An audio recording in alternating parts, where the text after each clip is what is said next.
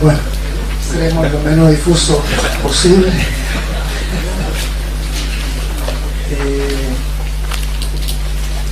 Vamos a hablar de las 4 patas de la mesa en la ciencia y la vida. Cuando le conté a alguna gente, me dijeron, ¿de la mesa? Pero si no es un seminario de diseño, ni mucho. Bueno, vamos viendo a poco. Tenemos mesas de una pata que en realidad tienen un truco, si lo vemos acá, porque tiene 3 patas abajo, ¿verdad? Entonces aparenta ser de una pata, y eso es porque la mesa no se sustenta en una pata, es imposible. La de 2 es otro truco, es lo que se llaman mesas de arrimo, porque van arrimadas a una pared y a veces incluso atornilladas a la pared, ya que tampoco una mesa se sostiene en 2 patas. La de 3, esa ya empieza a ser más autovalente, por así decirlo, pero también es bastante inestable. Cualquiera que se apoye en un lado u otro puede hacer tumbar la mesa. Y la más estable, obviamente, es la de 4 patas. ¿Qué tienen que ver las mesas con todo esto? La persona tiene, como regla general, 4 aspectos: lo físico, mental, emocional y lo que se suele llamar espiritual energético. Y del equilibrio de estos 4 aspectos depende la salud, tanto individual como colectiva, ya sea la salud de la familia, una institución o empresa. En psiconeuroinmunología, que es un campo teórico en el cual se considera que la parte psíquica, pensamientos y emociones, afectan al sistema neurológico, psiconeuro, y que es todo el cableado del cuerpo. Son como 72 kilómetros, me parece, que tenemos de cableado, como fibra óptica, por llamarlo de alguna manera, que tenemos en nuestro cuerpo. Y eso a su vez afecta al sistema inmunológico. Cuando eso se pierde, estamos expuestos a cualquier cosa. Una simple gripe se puede transformar en neumonía, y desde allí, bye bye, ¿ya? Esto ya se ha hablado hace más de 3 siglos, pero todavía no se incorpora, especialmente en nuestro país. Estamos viendo la conexión que hay entre un aspecto y otro. Debajo está la parte de la física, que la física está en todo, está en biología, está en química, está en todo. Todo lo que hacemos tiene un concepto de física, porque si no hay realidad, no hay nada, no hay vida, digamos. Y la física, Descartes y Newton parten en los 1600, en esa época, hace más de 3 siglos. Y la cuántica hace más de un siglo. Y esta revoluciona a la física tradicional porque plantea que la ciencia es subjetiva, la realidad es subjetiva. Y ahí a los físicos tradicionales se le paran los pelos, obviamente. Y que el observador además modifica lo observado, es decir, la realidad no es autónoma a quienes está observando eso. Hay, por ejemplo, algunas investigaciones en partículas que están actuando cuando uno las mira, uno se va y dejan de actuar. Es como la mamá cuando sale y los cabros dejan de hacer las tareas, entonces se ponen al play o qué sé yo, viene la mamá, ya, viene la mamá, todos se ponen a hacer las tareas. Algo similar ocurre en el mundo de las partículas, ¿ya? Cuando uno observa, ocurre algo. Uno deja de observar, deja de ocurrir. El observador modifica lo observado. Es decir, no somos un mero espectador. Hay un poder interno que nos capacita para cambiar nuestro cuerpo, nuestro destino, nuestra vida. Miren acá la preocupación de estos 2 famosos señores. El primero es Humberto Maturana, que fue nominado al Nobel por una investigación que él estaba haciendo en MIT en esa época. Y el año 91, en el sentido del humano, dijo: no es cierto que los seres humanos somos seres racionales por excelencia. ¿Se acuerdan la mesa de una pata? Esa es nuestra duración, lo racional. Mesa de una pata, inestable. Él dice que somos, como mamíferos, seres emocionales que usamos la razón para justificar u ocultar las emociones en las cuales se dan nuestras acciones. Hay casi como una vergüenza en cuanto a sentir sentimientos, emociones, por lo tanto eso lo tapamos y nos vamos a lo racional, y desde allí nos comunicamos. Pero el problema es que la comunicación es 80% emociones y 20% intelectual. Es decir, estamos funcionando a un quinto de lo que podríamos ser si es que incluimos lo que podríamos llamar las 4 patas de la mesa. Ahora empieza a tener sentido de la mesa, ¿verdad? Y bueno, en la educación de los niños, especialmente lo que es básica, media, buscamos homogeneizar, igual que se hace en un proceso de la leche, en que se busca que todas las partículas de grasa sean iguales para que la leche sea blanca, porque la leche no es de color blanco, pero con ese proceso se hace blanca. Y al ser todas las partículas de grasa del mismo tamaño, no se aglutinan y no aparece lo amarillo de la leche. Y eso hacemos con los niños, los homogeneizamos, los dejamos a todos iguales. Y además, a los 5 o 6 años ya les damos un uniforme y queda, como dice Picasso, todos los niños nacen creativos hasta que entran al colegio. Y el colegio, la metodología que se usa, la metodología oficial, mata la creatividad y el niño pasa a repetir nada más lo que le dicen los adultos. Y las caras de Maturana y Picasso lo explican todo. Por su parte, que hay otros métodos pedagógicos que se usan mucho en los países desarrollados. Todavía hay mucha resistencia en Chile a esto. De hecho, no son reconocidos por el Estado. Por lo tanto, si un niño estudia en un colegio Montessori o Waldorf, tiene que haber exámenes libres. Es decir, los que se preocupan de la educación integral de la persona son rechazados, les ponemos dificultades. Nos da miedo que alguien tenga las 4 patas de la mesa: físico, mental, emocional, espiritual y energético. La doctora Montessori fue la primera mujer que se tituló en medicina en Italia, y ella señalaba que los niños son sus maestros. Por su parte, Rudolf Steiner, que es el creador de la educación Waldorf, dice que lo primero que influye es la personalidad del educador, luego viene su manera de obrar y solo en tercer lugar lo que dice, que realmente se considera lo opuesto en nuestro sistema educacional. ¿Qué dice la UNESCO, que es la encargada de educación a nivel de la Organización de Naciones Unidas? Que el énfasis de la educación de calidad está basado en las necesidades que requiere el educando. Generalmente hacemos lo opuesto: al niño lo adaptamos a la metodología oficial en vez de adaptar la metodología al niño. Y se debe fomentar el pensamiento crítico. En el tipo de educación que tenemos, repetimos lo que dijo el profesor. Ya acaban de hablar de pensamiento crítico, maravilloso lo que están haciendo, porque eso no ocurre en el sistema de básica y media, y generalmente en educación superior tampoco. Si no hay pensamiento crítico, no hay nada, repetimos nada más. Pero para eso están las máquinas, tenemos grabadoras de video, de audio, de todo. Luego vamos a ver más sobre máquinas. Pero educar, ¿de qué estamos hablando? ¿Qué quiere decir educar? Viene del latín exducere, guiar, encaminar, y además sacar, ayudar al niño a que saque lo que ya tiene dentro. No es meter como una planilla Excel, sino que al revés, que se dé cuenta, que tome conciencia de lo que tiene y desde allí que lo exprese. Computación afectiva e inteligencia artificial. Una amiga me decía: mira, ahí estoy con mi pololo. Ok, los hombres nos cuesta un poquito la expresión afectiva, ¿ya? Cuando nos hablan, ¿fuiste a qué cosa? Sí, no, ¿y qué? No, na, ¿ya? Mucho monosílabo. Nos cuesta un poquito la comunicación.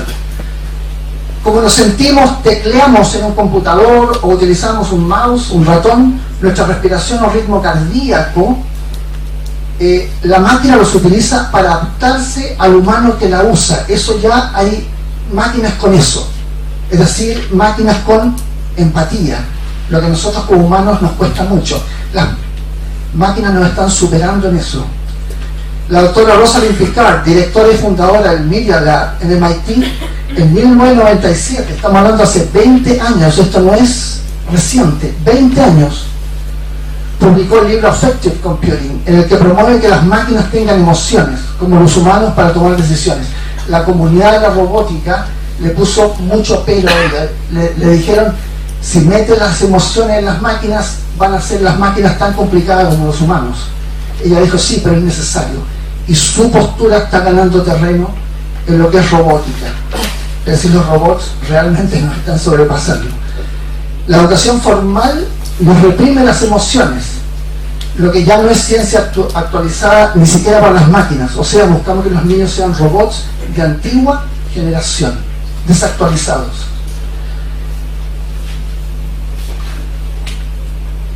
Hay un doctor, Tamaki Saito, un japonés, que habla, que él acuñó el término hikikomori, que también se les llama jóvenes invisibles, que es un tipo de agorafobia, es decir, el temor a los espacios abiertos, esa gente que no puede salir de su casa, están encerrados, pero llevado a un extremo, porque ellos no pueden ver a nadie, salvo por medios digitales.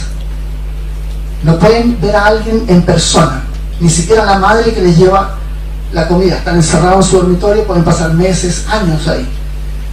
Se bañan una vez al mes, 2 veces al mes, tipo 3 de la mañana cuando están todos durmiendo, para no ver a nadie, ni siquiera a su familia. Hay más o menos 1.200.000 de estos jóvenes hikikomori en Japón. Es realmente una epidemia. Y se considera que es como una rebeldía a la autoridad de gran presión que se ejerce sobre los jóvenes en Japón. Para tener éxito hay una competencia brutal. Los niños salen del colegio, van a clases de piano, de violín, de esto, de lo otro. En los veranos van a campamentos de matemáticas. Nunca tienen tiempo para jugar. Es decir, la emoción reprimida al máximo. Y esto lo toman ellos, se está estudiando y se considera que es como un rechazo a eso. Es como un no juego, no participo, no estoy ni ahí. Y además el bullying que muchos de ellos pueden sufrir en el colegio, al no ir al colegio evitan el bullying. Sería otro factor. Algunos están bastante organizados en su dormitorio, como podemos ver, y otros no tanto. Es una rebelión en contra de todo tipo de autoridad. Y está bien rebelarse con la autoridad, pero dentro de un orden, ¿verdad? ¿Qué nos dicen? Contra toda la autoridad, excepto mi mamá. Eso ya más entendible.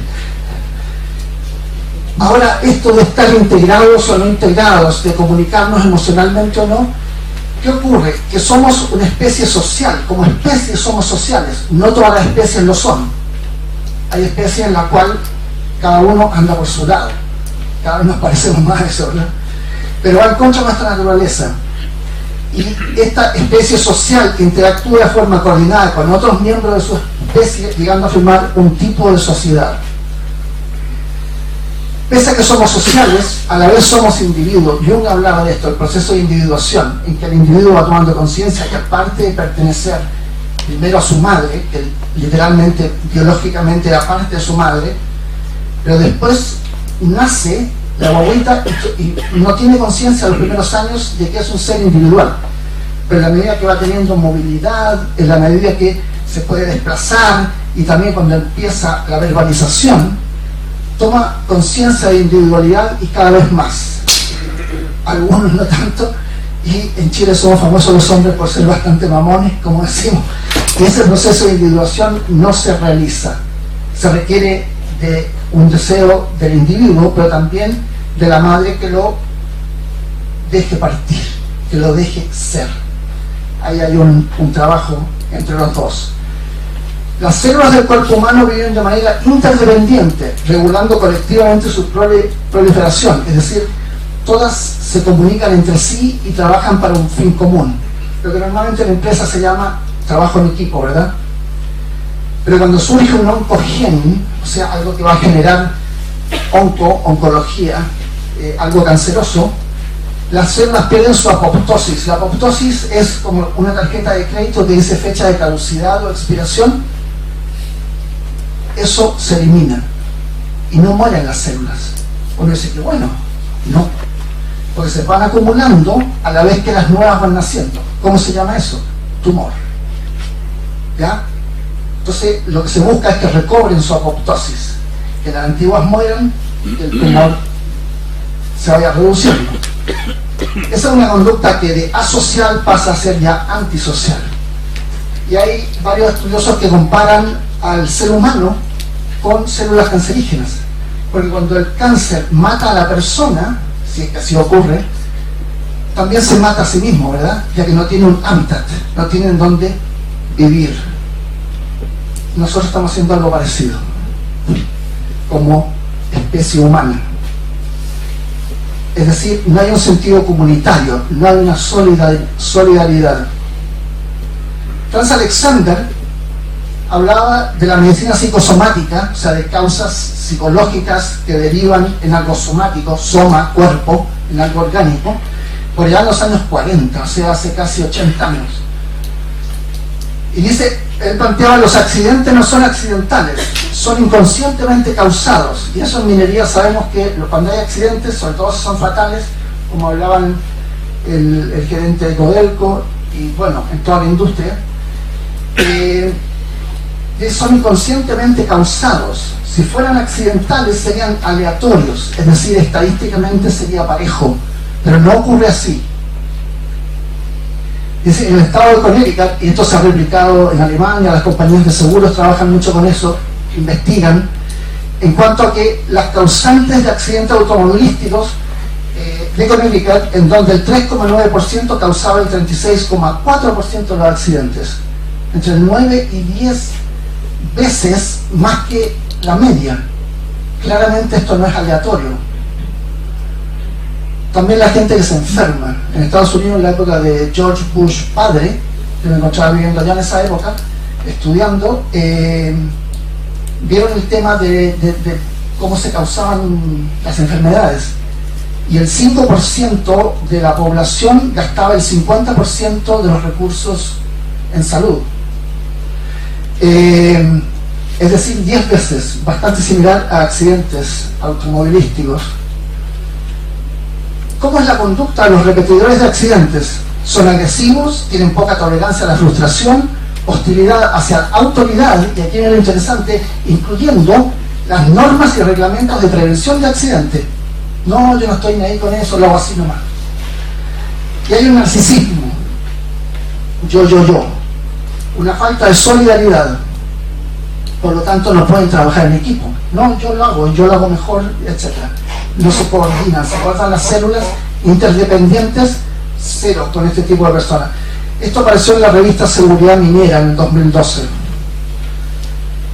Y la persona con actitudes seguras, buenas relaciones humanas, empáticos, cuidan su estado de salud y su porcentaje de enfermedad no llega al 50% del que presenta el grupo promedio. Entonces, mientras más sana la gente es mental y físicamente, menos probabilidad tiene de accidentarse. La misma revista Seguridad Minera. Veamos si hay alguna relación con la personalidad del paciente con cáncer. El doctor Carl Simonton, a los 17 años tuvo cáncer y se sanó del cáncer, y trabajó luego el resto de su vida con pacientes y encontró una personalidad del paciente con cáncer. 1. Tendencia a guardar el sentimiento e inhabilidad para perdonar. No, me las va a pagar. Pasaron 30 años, siguen las mismas. Tendencia a sentir lástima por sí mismo, es lo que se suele llamar victimización. Yo, pobrecito, mira que no me ayuda, este otro que me tiene mala. Siempre, todos le hacen cosas. Baja habilidad a desarrollar y mantener relaciones significativas a largo plazo, claro, porque son agotadores. Siempre les pasa algo, se quejan de todo, etc. Y una visión muy negativa es de sí mismo. No, yo no sirvo para eso, yo sé que me va a ir mal, etc. Y hay un rechazo básico, dice el doctor Simonton, hacia sí mismo y los demás. Así, claramente no se puede. Hubo un estudio en un hospital de Estados Unidos, en donde se pusieron 30 incubadoras acá de bebés prematuros y 30 en el otro lado. Ambos recibiendo la misma atención médica, misma alimentación, todo igual. Con un solo detalle. En la incubadora que ustedes ven ahí, esos como agujeritos que hay, está cerrado eso, pero uno puede meter la mano, empuja, mete la mano y puede hacerle cariño al bebé. Y a los de acá le hacían cariño, le hablaban, le tocaban las patitas, le hacían masaje, etc. Y a los de acá no, repito, la misma alimentación. Un bebé prematuro se mide su recuperación por el peso que sube. los de acá subieron el doble de peso, pese a que se alimentaban de la misma manera. Es decir, el tema piel es fundamental. En ciertos tipos de personalidad, hay gente que le cuesta mucho tener un abrazo, se ponen todos tiesos así, ¿se han fijado? Bueno, eso es básico. Incluso hay estudios que muestran que bebés que nunca han sido tocados, ya que eran huérfanos, por ejemplo, vivieron en un hogar de menores y nadie los tocaba, pueden terminar incluso con temas como esquizofrenia y similares. Disculpe, vamos a ir un poquito más rápido. Lo que estamos hablando es ir de lo sutil a lo concreto. Lo que hace el arquitecto es sutil y eso eventualmente se transforma en algo concreto. Lo mismo ocurre en el cuerpo humano. ¿Qué es la locura, según Einstein? Hacer lo mismo una y otra vez y esperar un resultado diferente. Así vivimos generalmente. Si uno estudia estadísticas de empresas, de personas, uno lee biografías, uno ve una repetición, es lo que llamo el síndrome de Liz Taylor. Se casó 8 veces, casi todos los maridos alcohólicos. Mira qué mala suerte. No, era quien le correspondía porque ella no cambió. Y es una terapia al inconsciente. La terapeuta le dice, mire, su problema nació en el inconsciente, lo mejor es que tengamos que analizarlo. Y la paciente le dice, uy, no, va a ser muy difícil que mi marido quiera venir. ¿Qué nos decía Bruce Lee? Dice, es como un dedo apuntando hacia la luna. No te concentres en el dedo, o te perderás esa gloria celestial. Los niños chiquititos todavía no tienen el concepto abstracto de que el dedo apunta hacia algún lugar. Entonces uno les dice, mira la luna, y dicen, ah, luna. No, allá, luna. Así funciona también la salud y la educación en nuestro país. Se trabajan los síntomas, no las causas. Y John Lennon decía, cuando yo tenía 5 años, mi madre me decía que la felicidad era la clave de la vida. Cuando fui a la escuela me preguntaron qué quería hacer cuando yo fuera grande. Yo respondí feliz. Me dijeron que yo no entendía la pregunta y yo les respondí, ustedes no entienden la vida. Ahí me pueden escribir. Sé que fue todo muy rápido y una serie de temas. Vlad@vladhuber.cl, o pueden visitar mi sitio web www.vladhuber.cl, y estoy en Facebook y en LinkedIn. En Facebook publico bastante de este tipo de material. No lo uso para contar que llegué cansado a la pega o que me voy a tomar un cafecito, ¿no? Que es medio latoso cuando eso pasa. Tengo actos, investigaciones y cosas ahí. Y antes de irlo voy a pedir que nos tomemos una selfie y que miren acá y sonrían a la cámara, por favor. Muchas gracias. De la mente y el corazón.